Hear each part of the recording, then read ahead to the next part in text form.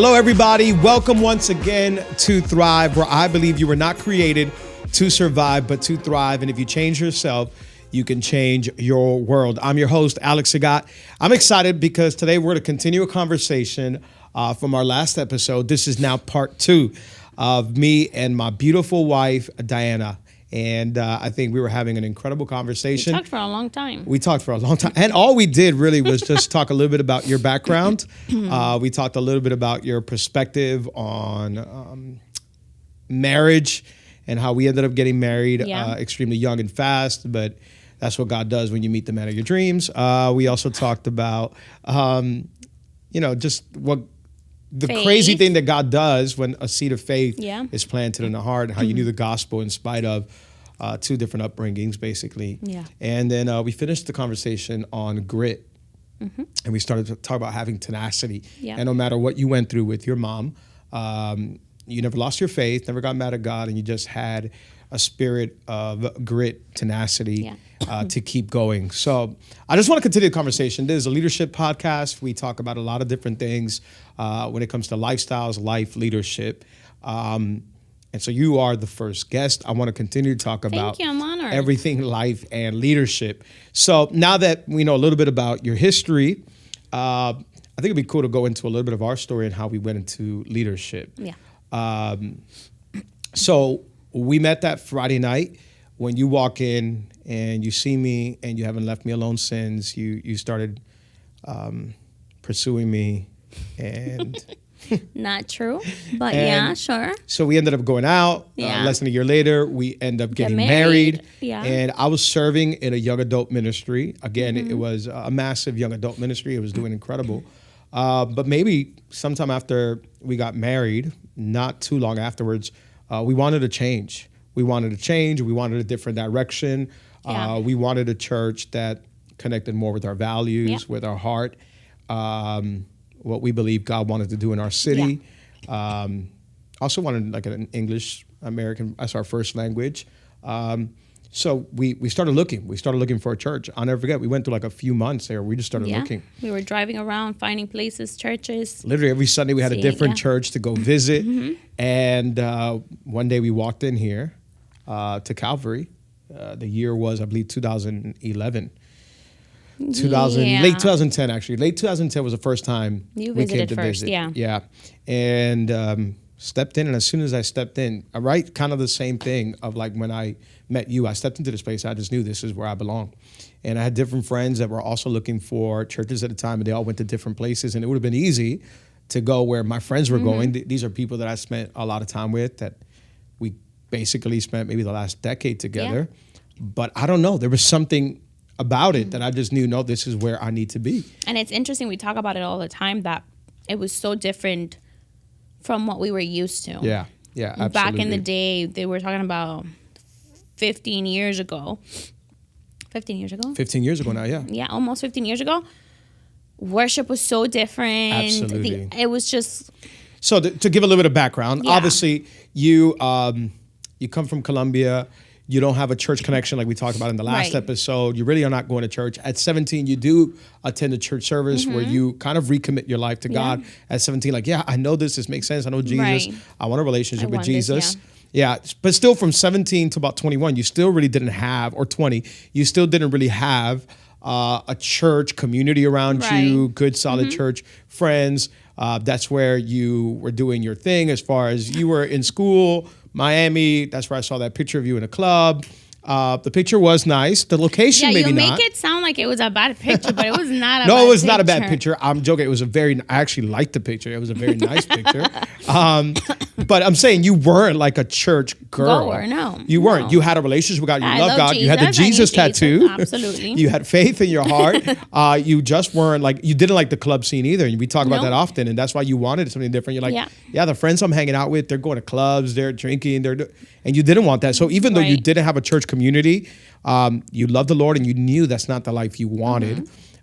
So your mutual friend invites you, our mutual friend, Ceci, invites you to the church that I'm a part of. You walk in, and so that's a very different experience than for sure you were used to. I was there for several years, but even before that, I grew up in church. I was born and raised in church my entire life. So I've always been around, worship. I grew up in a very small but healthy church, good family type atmosphere. The pastor was like our grandfather. Yeah. We knew him. We would go eat lunch at his house all the time. Dinner, like him and his wife, absolute beautiful couple. Nice. My parents helped them out. Sometimes when my mom couldn't pick me up from school, or my brother or my sister, the pastor's wife would come pick us up. They were an older couple, and she would come by. And I felt like it was grandpa and grandma. Yeah, family, yeah. It was very, very, very beautiful. After some time, years later, when I'm in my late teens, I end up going to this church where there's a massive young adult ministry. It's a massive mega church. We're there for a number of years. That's where we meet. And it's a very different experience than when we started looking for a new church. We stepped here, and like you said, worship was everybody sitting down, quiet. It was known back then as Calvary Chapel. Calvary Chapel has just a very different style. Yeah, stylistic, not wrong or right, just different. And I come from a very I went to a Hispanic church, loud, trumpets, electric guitars, dancing all over the place. Dancing, flags, all over that. And although maybe that wasn't my style either, it was just what I was a part of, cool. Not necessarily what I liked, but it was just a big mega church environment. Cool. But I walk in here and it's very different. By the way, when you first walked in, that we met and we start talking, we just start becoming friends, we start hanging out, you got a whole lot of hate. And you got people. We're okay. Not to where we are now. To this other place. When we first started talking. So when I went back to church at 20, you walk in, me and you start talking, me and you start going out. I think people didn't like that. I was serving. I was one of the leaders there. Yeah, they didn't like it because they thought that I had come from the world to corrupt the golden boy. Church boy. Yeah. The church boy, the perfect church boy. And here she comes. Yeah, and far from perfect. But yes, I grew up in a very safe home, two parents together, grew up in church. But in the church setting, you were... like, people knew you, who you were. I've been serving there for a number of years. All my friends were there. We were all there together. And here was this girl that came in from the club. Who is she? And we talk about this often. It's the first time we're ever going to talk about it on camera. And I won't go into a lot into details. Or maybe we will. Nobody knows. You were called a Jezebel. Ooh, Jezzy. Yes. You were called a Jezebel because people knew you weren't a church girl. Yeah. You didn't come from a church background. I had been serving in this ministry for a number of years already. And I had come to steal you from the Lord. I was highly, highly involved. And people didn't like it. But we liked each other. We fell in love. And again, I feel like, and you listen to counsel, you listen to wise counsel. But I also had my parents, and I also had other people in my life that were very highly influential. You just said something. You said you listen to wise counsel, and it just made me think. Sometimes we listen to counsel and we think it's wise counsel, but it may not be wise counsel. Yeah. It might just be counsel. Thank you. I'm trying to be nice, but you're going. And but I'm not like naming names or saying anything. I'm just saying in general, we just need to be careful who our counsel is because sometimes it's just counsel and it might not be wise counsel. Yeah, I was just going to say counsel. Because if you would have listened to the counsel, I would not be here today with you.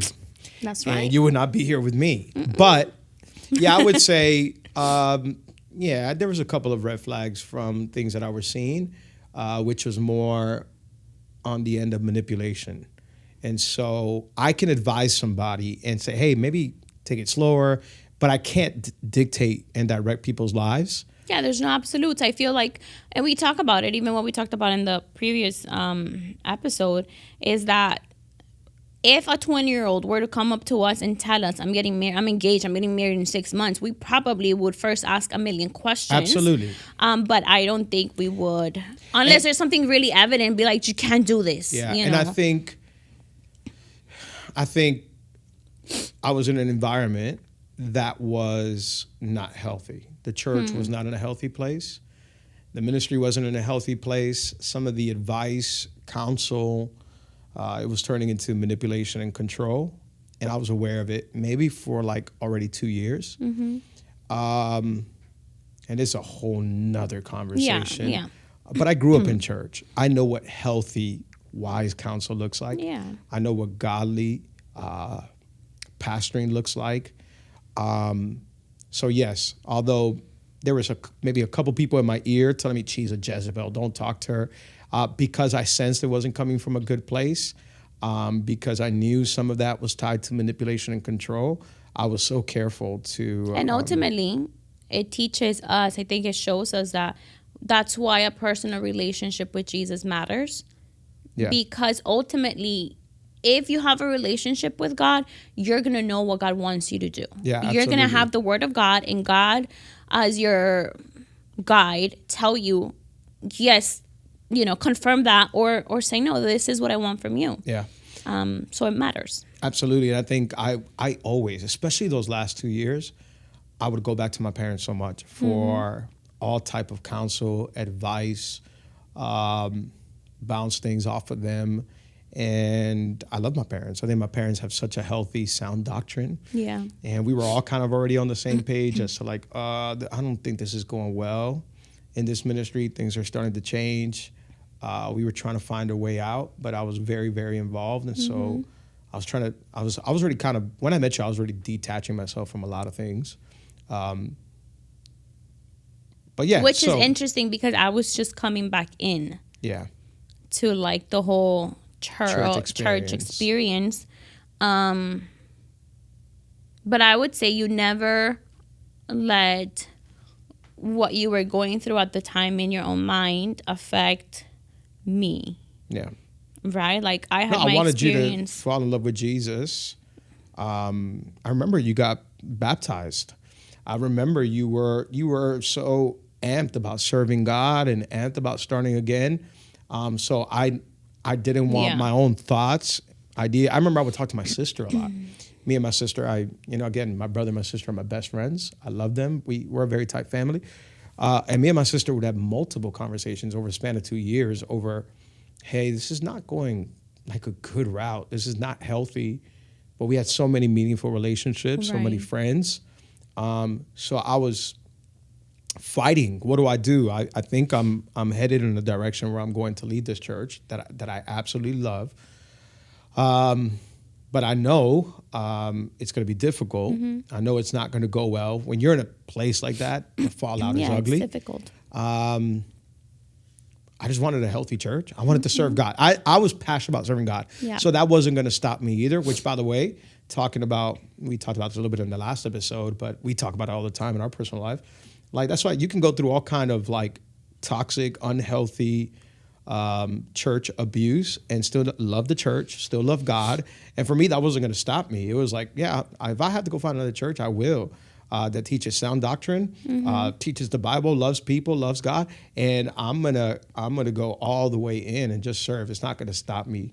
I just love Jesus, and I want to build the Church of Jesus Christ. So I wasn't mad at the church at large. But yeah, what do I do? Because now I meet you in this church, and you're having an experience, and I'm letting you. And I was, but I feel like even within that, we had conversations where as a new believer, not new believer, but new to this, different type of church community thing, I feel like I also knew some things were not what I wanted them to be. I remember maybe like 3-4 months in of us just getting to know each other, you already started bringing up some things you didn't agree with. And there were things that I had already been processing for 2 years, talking about it with my sister. And you're telling me, and I kind of I don't want to put a wet blanket on what God is doing in your life. Right. But I was also semi low-key glad. I'm like, yeah, she's a lot smarter than what people think. And you were a lot wiser and more mature. And I said, yeah, we're on the same page. Like, you're picking up the same things I'm picking up. And so, it was comforting to know that. You know what I would say about advice? This is why we have to be careful on what advice we give and how we give it. And I'm just I'm just verbalizing right now what's going on through my head. But kind of like, if you have a track record of always giving bad advice and always using manipulation and control, there's going to come a point where people are going to stop listening to you because there's an attached emotion to it. There's a track record that shows, and that's why by the time I got that advice, I had seen 2 years of unhealthiness that I was like, it's not coming from a good place. But if you are careful with your advice, if you are not so hasty to give, if you don't look controlling and you really do genuinely love people, it would have been so better received. And that's why I think you just need to guard yourself. We need to guard ourselves. Like, that's why we are so careful. When we give advice, it's like, hey, I'm no one. Like, people are like, oh, this is what the Lord is calling me to. Hey, that's what the Lord is calling you to. Cool. This is what I would say. Go pray on it.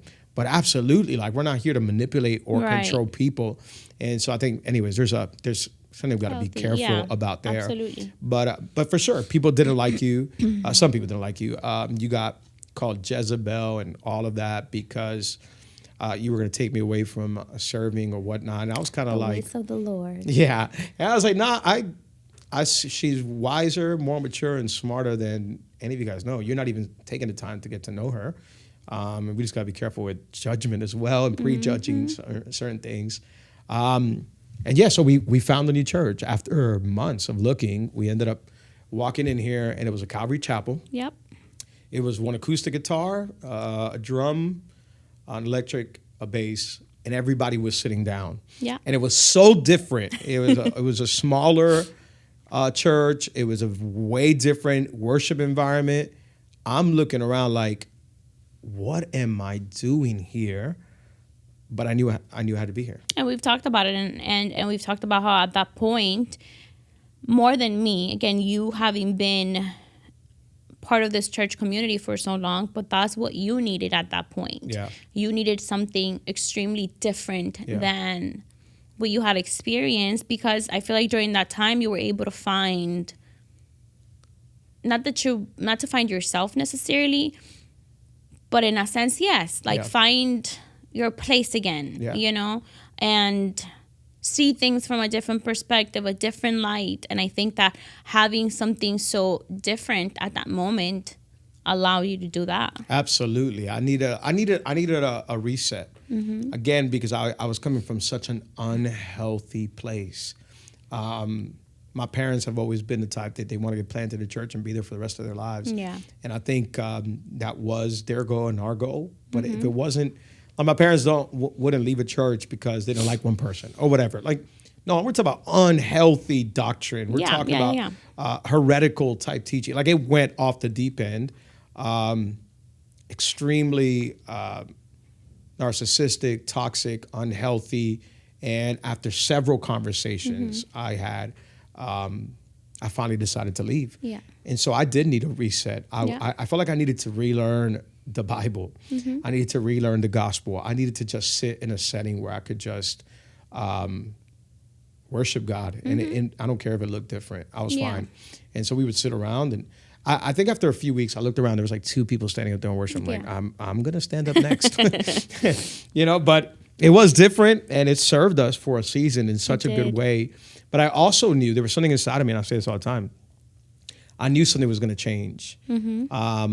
I knew this was a Calvary Chapel, but I'm like, I don't know. I just sensed something was happening, and I'm like, something is going to change. There was almost like this prophetic insight where I'm like, God's going to do something.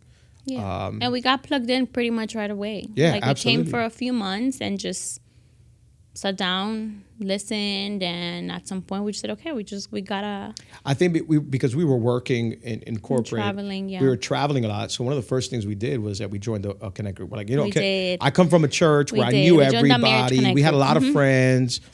My friendship environment was really good. We come here, we literally know nobody. We're just sitting down together for weeks, just like in and out by ourselves. It was so awkward. I didn't know who to say hi to, and I'm already socially awkward as it is. And I'm kind of like, and you're like introvert all the way. So we're both kind of like, we're in and out. And then finally we decided to join a marriage Connect group. Yeah. And that's why we're advocates of Connect groups. And we tell people all the time, listen, you're just going to find some people. And maybe that first Connect group wasn't the best one. Maybe that first Connect group you go to is not going to be the one you love, but you're going to meet some people in there that you may build a relationship with, and they're going to help you at least start getting plugged in. And we went to a marriage one. I think we were the youngest couple in that group. But it opened the door for us to continue to make connections and just kind of open ourselves up to something new, to more relationships, to serving. Yep. And then this is 13 years ago, 14 years ago, we started serving in New Believers. And so today we call that our Connect Tent. Yeah. Back then it was just a New Believers table. Yeah. And we started serving with Mario. Yes. And Mario's still a friend. I love him, talk to him from time to time. But Mario was our leader. And we also call him Wee Wee. But he was our leader. And I just started serving with him. You and I started serving with him. And we would set up the table. And we were handing out Bibles to New Believers. Yeah. And we're like, I don't care. I don't care what I did in my old church. I don't care where I come from. I just want to serve Jesus. And for months or a year or more, we were just handing out Bibles to New Believers. And we'll go whenever we had an event, we'll go set up the New Believers tent, New Believers tables, all that. And we were out there handing out Bibles. And that was absolutely awesome. I think that was such a fun time. It was fun. And then we went from doing that to mobile campus. Yeah. We ended up going to a mobile campus that the church had over on the west side of town, and that became our campus. And we started serving there and attending there. What were you doing at that campus? So Luis Collazo, who today is our CFO, Yes. I absolutely love him. Him and Zori are the absolute best. Luis and Zori Collazo, they're still part of our church, part of our executive team. Louis is our CFO. I love them. They became like a mom and dad for us. They just came around us, and we were new, but they just loved on us. They took us in. I mean, we didn't know anybody other than our Connect group and Mario serving in New Believers. And I don't know who or through who, Louis, got a heads up like, hey, tell Alex to start serving with you. There was this position. Back then it was called Event One or something like that. I forgot. Like a service coordinator, yeah, overseer. It was basically like a campus overseer, coordinator type thing. And they're like, hey, so at West, let's start serving with Louis. He's going to train you. And it was just basically how this mobile campus is set up on Sunday mornings, the needs. Like, I think a lot of people see church, but they have no idea what it takes to do church. And that's why I just love the church. There's a lot of good, faithful people that are making a mobile campus happen, or even a permanent building. You get into there early. And we're talking about 6:30 in the morning. We did that for years at West Campus, set up the campus. Me and Louis would walk around the whole campus. What does this team need? What do you need today? Go check on the kids ministry team. What do you need? Is there anything before people start coming in? We're talking about 7:30 in the morning, walking around. Okay, the Connect team, what do you need? Okay, the security team, what do you need? And those mornings were gold to me. It was just walking around with somebody with Louis who absolutely loved God. And we ended up finding out that we're both from Hialeah, and we both ended up going to the same Hialeah church when we were younger. He went there just a few years before me because he's a little bit older than me. But once he left the Hialeah church, I was 3-4 years old, and that's the church that I started attending. So we built a friendship, and he just started training me like, hey, I'm going to train you. You want to serve God? Come here. We think you can help us out in this coordinator role. And so I will walk around the whole campus when service is going on. Sometimes teams need certain things, or the AC goes down, or something happens. There's always so much needs. And again, I was kind of like, wherever you guys need, like I'm here. And you had the same thing. So while I was serving with Louis, you were serving with Zori. I was. So I would go set up the bathroom. Yeah. Put out a table, make it look pretty, make it look nice. And then we would go set up our green room and our volunteer area, make coffee, make sandwiches, and have the place ready for volunteers and the pastors to come in and the team members. And that's what I did. There's a picture of you. Rolling turkey. There's a picture of you I rolled so much turkey. That is time. hilarious, right? Rolling turkey. It sounds funny. But that's what we would do. Make coffee, and roll because turkey, I'm Miami born and raised, up. there's a lot of things you could roll in Miami. You were rolling turkeys. Oh, God. I was rolling turkey. You're so dumb. But there's a picture of you rolling turkeys for our dream team. And you were in the back just setting up a table with Zori. Yeah. This is 13 years ago. And you were literally just setting up the food. And that's what we would serve for the next few years. Yeah. And we were just there being faithful. We loved the Church of Jesus Christ. And it was just awesome. It was just absolutely incredible to be able to serve, to be able to help out. And there obviously I grew up in church. I know the need, but I was loving seeing you begin to flourish in your capacities and in your roles. And then after that, just doors continued to open of leadership. There was a prayer I did a long time ago. Maybe I was about 18, 19 years old. I told God, you know what? Because I grew up very shy, and I know you say all the time that I'm an extrovert. I'm not an extrovert. You have extrovert tendencies to you. Yeah, I feel like Because you say you're not an extrovert, you're not an introvert. I'm an introvert. You're nothing like me. yeah, I don't know what I am. I don't know what you are. You are an extrovert. You're an extrovert with Intro, extro, new extrovert. half and half. No. I grew up, okay, so no lie, and you know, my parents have told you, I grew up very shy, timid, quiet. I remember middle school and high school. I just had like my few friends. Maybe you just developed from an introvert to an extrovert in the process. That's literally and what that's why you still feel like you're an introvert, but you're not. I was having lunch with somebody recently, and that's what I told him. I said, I think I was an introvert, and I developed into an extrovert, but because I pushed myself. Yeah, the Lord hasn't done that work in me yet. I'm still an introvert. But you also have extrovert tendencies at times. Not as much as me, maybe, yes, but I've seen you flourish. Myself. Yeah, but I come from where I thought I was extremely socially awkward, quiet. In middle school and high school, like I was saying, I had a few friends. That's who I loved hanging with. It was a few of us. Sometimes they were my church friends, but in class, if I had like friends in class that I knew, we would sit in the back and we were quiet. I was never loud in class. I say this all the time. If I had a presentation I had to do in front of the class, I would skip class that day. Same. I wouldn't go. I wouldn't like public speaking. Never liked it. I remember at my old church, one of my first youth pastors told me, "Hey, I want you to open up a Connect group." I told him no for a year. Not talking in front of anybody. Like, it's me and my friends, and we just love the Lord, and that's it. Like, but you know, all to say, it's good to push people sometimes because maybe people see something in you that you don't see in yourself. Yeah. And I had a lot of good leaders always give me opportunities. And although I denied a lot at first, I would say no a lot because I didn't like public speaking. I didn't like eyes being on me. I always liked championing other people. Little by little, I saw how many opportunities I was missing as far as like, man, I think I got something to say. I think it was one time where I got asked to do a salvation invitation. I said no. And I was like, man, I think I could have done it. Why didn't I do it? And I kind of told God, you know what? Anytime you open a door, I'm not going to say no. I'm going to do it. I'm going to be shaking. I'm going to hate it. I'm going to dread it afterwards. But I'm going to take an opportunity because I'm not asking for them. You're opening up these doors. And so I can't keep saying no. And so I feel like I had to start pushing. And then I fell more in love with God and more in love with helping people. And I knew that being an introvert or being that closed off wasn't going to be. It wasn't going to help you, yeah. It wasn't going to help me too much. At some point, I had to become more open, friendlier, and just have a little bit more. Not everybody's gonna be an extrovert either. Yeah. But you got to be a little bit. You can't be closed off. Yeah. And too quiet. That can never be the excuse why you don't change who you are. And I feel like we do that. Not us, but like in general, people, we have a tendency of saying, "Well, that's just the way I am." Yeah. Well, that's just my personality. And while that might be true, there's still room to grow. 100%. If it's going to make you better or it's going to serve a bigger purpose. Yeah, and not everybody is going to be a public speaker. Right. Not everybody's going to be the class clown or whatever. Right. But if you open up yourself a little bit to grow, there can be some things that God can do with your life that you can't imagine. And so I started saying yes. And maybe some of my like quietness, timidness, shyness was because I was also, you know, a 12-year-old walking around with Coke bottle glasses, right, in Hialeah. You know, I was like maybe 30 pounds overweight as a 13-year-old. I was like, I do not want to talk in front of nobody. I'm good. And so there's a lot of fear and insecurities you got to overcome. But I finally started saying yes. And so walking around Louis around that campus was awesome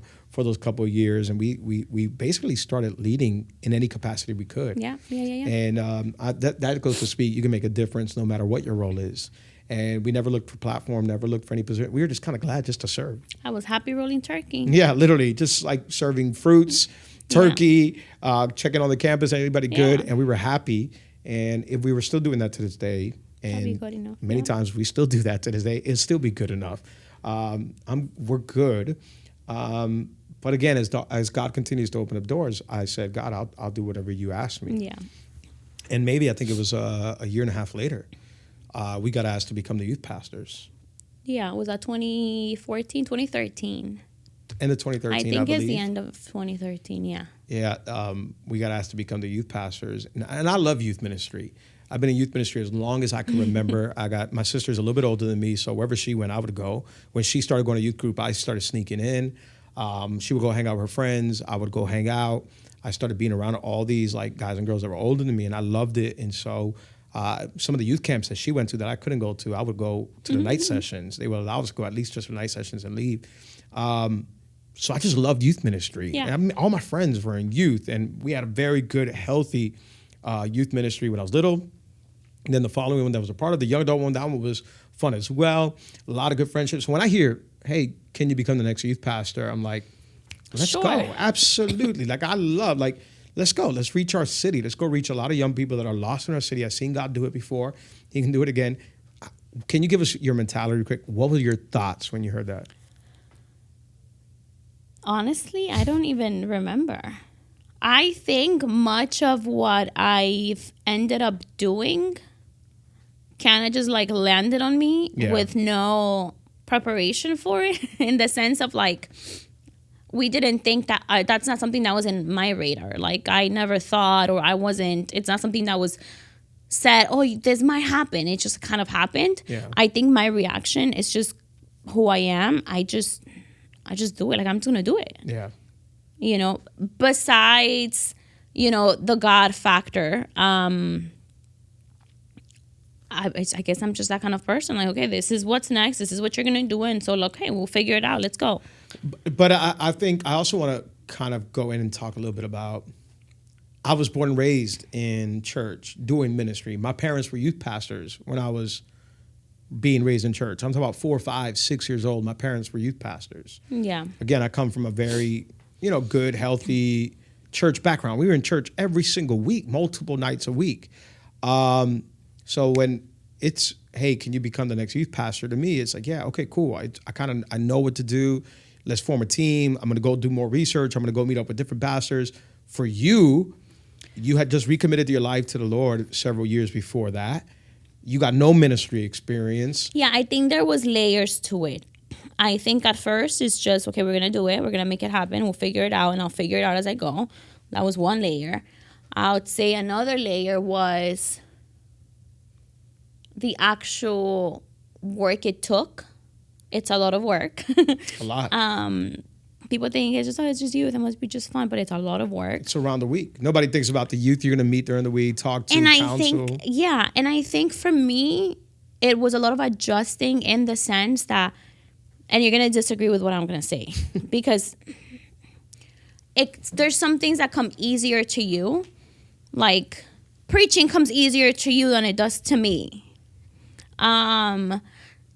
Just who you are is very like youth ministry in a sense. Like, it was just, maybe it's because you've lived it, you did it for so many years. The first time I ever went to a youth camp was as a youth pastor. That's right. I'd never in my life. I don't know what the heck a youth camp is. I've never been in one. Yeah. I grew up going to youth camps. So like, you're used to this like atmosphere that I'm new in, and so I think what it did is that while it equipped me for a lot of things, it also kind of put a spotlight on all the things that I, at that point, thought I lacked. Yeah. And I didn't have, right? So like, I can't do this like Alex. I'm not like this hype, funny, haha person like Alex is. I can't just like teach this right now on the spot. I can't, like, I'm not this person. And it's not that somebody was telling me I needed to be that. It was just me feeling like, you were putting that pressure on yourself. Yeah, feeling like, okay, I don't have all those things that maybe are what qualifies me for that role. So I think it took me a while I was doing it, and I was doing it with love and faithfully. But I think on the inside, it took me a while to kind of get with what God was doing in my own life. Yeah. If that makes any sense. But I think that was also God working in my life in preparation, in a sense. But I think it was a lot of moments, months, maybe even years of just feeling inadequate in many ways. For those reasons, it's just I'm not this person. Maybe this is the person that needs to be in this role. Maybe this is, and I'm not all these things. And again, things that I put on myself. It's not necessarily that people said that to me or expected that of me. It's just me in my own head. You know, it kind of put that spotlight on like all these things that I wasn't insecure about because they were never a thing. But now I felt like I needed them. And so I think it was a process of like figuring it out. And I think it took me a long time, probably until we stopped being youth pastors. Well, then we got into a bigger role, which was different. And I also think it wasn't my strength. Yeah. I think sometimes God gives us certain roles and jobs for a season, and then seasons change. And sometimes we feel like we're way out of our depth in these situations, but they serve a purpose, because that served a purpose in my life. And I did love it. Like, I love young people. And I loved, so like, I'm an introvert, so I'm a very one-on-one person. That's what I was going to say. You would always say that. You're like, listen, I don't know if I'm cut off for this youth ministry thing, you said, but I love these one-on-one conversations I'm having with these young girls that are seeking advice, counsel, come from broken homes, and you're related to so many of them. And I always loved, like, finding that, like, loner in a corner. Yeah. Who was just, you were great like, at that. And Still are. And I thrive in that. Yeah. Right? So it's almost like there's just space where I belong. Thank you for using that word, thrive. Yeah. That I love. That I love. But in this bigger scale, like, oh my gosh, you're so fun. Yeah. Like, you're the funnest youth pastor, right? And I am so not that person. you weren't, but you were great at something else. Which, by the way, I want to really quick take a moment, because I don't want us to like continue on and forget this. There may be people watching this that are putting those false expectations on them. And I can't be a leader, or I can't serve in this team, or I can't be part of whatever church they go to. I can't do this because I'm not qualified enough, because I don't have A, B, or C. Yeah. And so maybe for me, yes, some things came naturally and you were feeling inadequate. But how would you tell them today, like, God can serve you, you can serve God regardless? I think it goes back to something you said, is that when God opens a door that you didn't ask for, all you have to do is walk through it in obedience, right? If he did it, it's because he's going to give you what you need along the way. Even if you feel unqualified, even if you feel, not confident about certain things about yourself, if God put you there, it's because he knows something that sometimes we don't know about, right? And this is a very relevant topic in my life right now, because I am the queen of putting pressure on myself. Yeah. I should have a crown for it, right? Like, there's all these expectations and like all these things in my head that I put on me. Yeah. Right? Nobody else, not you, not people. Like, it's just me, and it's something I'm working in. It's maybe my I don't know what it is. I'm working through it, right? Yeah. And we were just having a conversation with someone who explained me so well. Oh, that was with Pastor David Campbell. Pastor David and Elaine Campbell. We sat with both of them, and they explained it to He the T. described me perfectly, awesome. And he talked about, someone who's a little prophetic. They live in what's going to be, and then you're not there yet. Yeah. And that's where I live most of the that time. gap. And it's that tension between this now and the expectation for the future. You are seeing into the future. You're very prophetic, right? Since the moment we started talking, I sense there's a prophetic edge about you. But so I love how you said it. You see the future.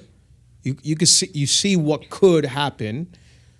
You want to get there, but you're here, and that causes frustration. Yeah, and if to that you add that I have a little of a perfectionist tendencies in me. Yeah. And so all of that doesn't help the process. But I feel like that's the places God puts you in. Yeah, absolutely. Because those are the places and the moments you grow. So in hindsight, yes, I wasn't all those things that I thought I needed to be, but I was who I needed to be in that moment. And it did stretch, me, and it did force something out of me that needed to happen. Yeah, and I'm glad you went there, because people can see leadership, different roles of leadership, whatever they may be, and they think it's easy, or they think it comes naturally, or they think they had all the qualities.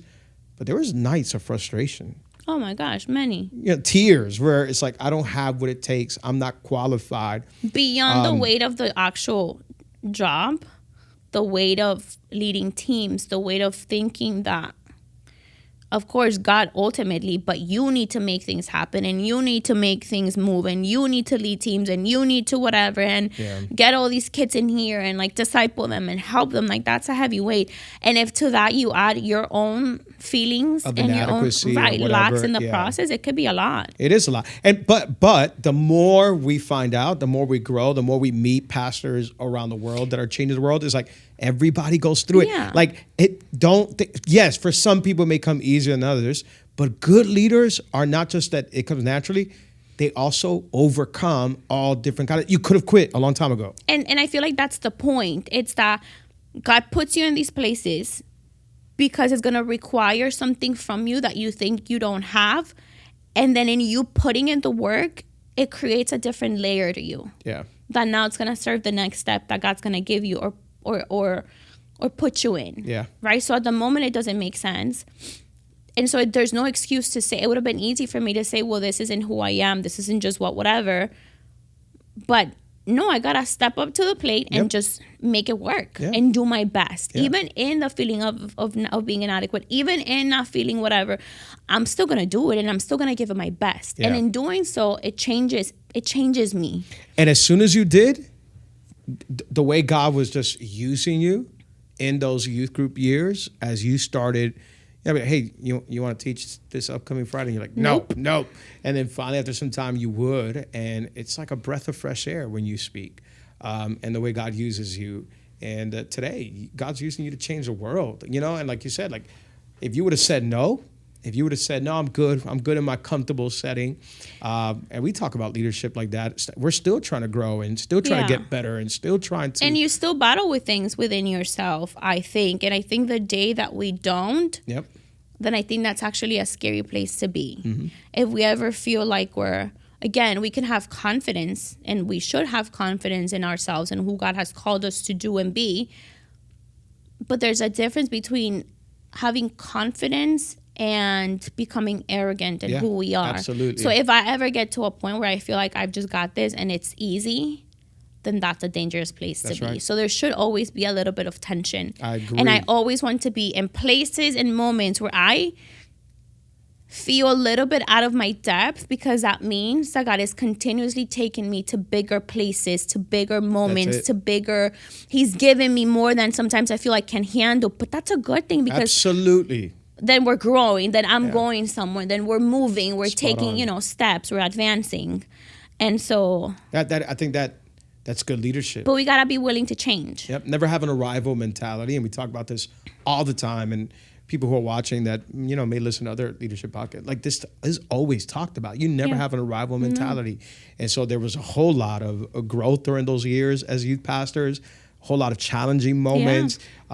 Again, people can see something on the outside, but they don't see the tears at night, the discussions or arguments at night. No, I don't want to teach. I think you should teach. No, I'm not adequate to do this. No, I can't. And it's like, leadership is not always pretty. Saying yes to God is not always pretty. It doesn't always feel comfortable. And again, I never put pressure on you. No. I'm kind of like, to this day, I'm like, hey, if you want to, you can speak. I think you could. I think people want to hear from you more than they want from me. But yeah, it's little by little as we grow and try to figure it out. And again, even me, who you said it came to me naturally, there's tension in me. Of course. And feeling inadequate as well, and feeling insecurities and going through all kinds of thoughts. And isn't that funny that sometimes, and we know this, like you and I, of course, we're married, but sometimes we see other people and we think that they feel a certain way. And when you really get to know them, you realize that while they may portray or project a different person, that's not really always how they feel inside. Correct. So it's just a human thing. It's in all of us. I've met people who I thought were fearless. Most confident people in the world. Leader ever. Yeah. Speaker, communicator, preacher, anointed. And you start talking a little bit, you start finding out some things, and you're like, we're all the same. Oh, you're human. Yeah. And it's beautiful, because it's like, wow, we're all the same. So don't worry about it. Today, if you're feeling inadequate, if you're feeling like you can't, if you're feeling like I can never be, or I can never, listen, we're all there. Yeah. We're all struggling. It's okay. We trust the Lord. As long as you are working That's it. that area in your life. Yeah. And striving to be better. Yeah, absolutely. And so those 2.5 years that we were youth pastors, that's why I always say a whole lot of props to you. For me, yeah, I was involved in youth ministry since I was 13. Here I am now at 26, 27, back But in then it. you said, because I didn't grow up with like the church background, and I feel like this always comes up in like in some conversations, how like I didn't have that. And so what was it like for me? And I honestly feel like not being brought up in church or having that like church background, it low-key is my superpower. Like it is. You've said that a lot of times. It worked for the good. I showed up here without all of these things attached to me, without all these expectations, experiences, or whatever. So it gives me almost like this clear, free. I feel there's like no ties. Right. Of any I feel kind like of emotions, I'm so much free and trauma. And I'm so much more free in saying certain things or feeling a certain way that I feel other people who are more tied to this feel. I just don't think about something. I'm like, after a few years of serving here at a bigger role and capacity, we started meeting people who, because they have so much church experience, come with so much church trauma or ties, emotional ties, all that, where you were absolutely free of that. And you're just like, okay, I'm going to give it my best. Here we go. And that's not to say that that being brought up in church is a bad thing. It's just a part of embracing my story and my unique story. Yeah, you know? Absolutely. Like but like you said, it was beautiful. Like God was able to use that. You came with a very pure heart when it comes to ministry. And I think it was absolutely awesome. And those were a fun 2.5 years. Yeah. It was turning around a youth ministry. We started forming a leadership team. I think we ended up having somewhere, I think the most we ever had was like 40, 45 leaders. One night we hit 500 youth coming here on a Friday night. It was wild. It was crazy. And then we transitioned because our church went through a transition in the year 2016. And we went about 9 months without a lead pastor. So I got asked to become the interim teaching pastor. That was a wild time. And that might need a part 3. Oh, God. To go into those details. All to say, why don't we wrap this part 2 up a little bit? Through transitions, through change, through people talking, trying to label, through unhealthy church, through leadership roles that change. Yeah. You got to have some grit. Let's go back to grit from part 1. You got to have some tenacity. You got to thrive and trust God. God is sovereign. He's in control. And as long as your heart is pure and you're loving him, serving him, putting him first, he's going to see you through all of that. And don't put on God what man did. Yeah. Man has done a lot. And maybe we can get into this in a future episode. But we could have easily been church hurt. We could have easily been, quit, been upset, been mad. People spoke about us, blah, blah, blah. But cool. I love God. I love his church. I want to build his kingdom. I want to make a difference in the world. So don't put on God what man did to you. Yeah. That God will sort that out. You seek the Lord, you love God, and you build this church, and you continue to thrive. Yeah, I love that. And with that, we wrap up the second part. And I love you. I love you. And let's continue to thrive. Okay, let's do it. Love you. Thank you for being here once again. Thank you. As we continue a long story on leadership. Cheers.